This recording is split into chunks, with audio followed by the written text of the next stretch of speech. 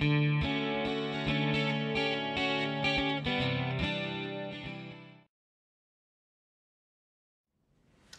second quarter vacancy in Columbus, Ohio was slightly positive during the second quarter.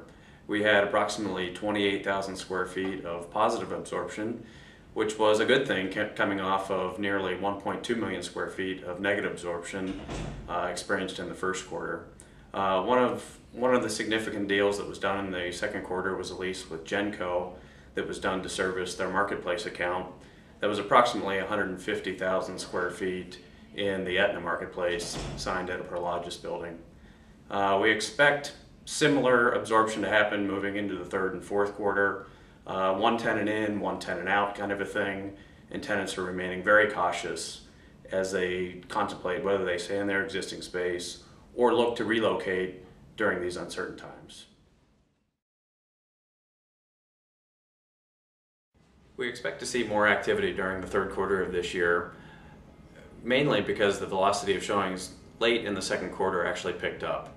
And with this velocity, we're seeing one good lease signed where we think the market's recovering, but for every one lease that we see signed, unfortunately, there are 3 to 4 leases that bring us back to the lower rates that we've experienced over the last year. Those lower rates being approximately 25 to 40% lower than the rates that we were seeing approximately 1 to 1.5 years ago.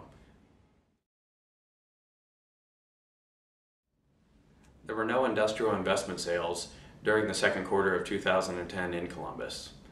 However, there was one large user sale where Wasserstrom purchased a 410,000 square foot building at 2560 Value Way for nearly $7 a foot.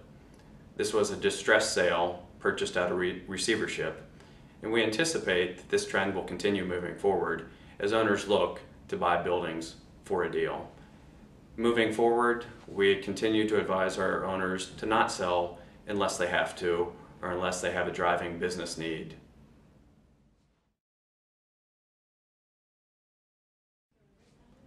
We anticipate the third quarter to be much of what we saw during the second quarter. There might be 1 or 2 notable transactions, but there will continue to be one tenant moving out of space and another tenant moving into space, which will give us a flat to maybe slightly positive absorption by the end of the third quarter, with vacancy rates continuing to remain near the same at 13%.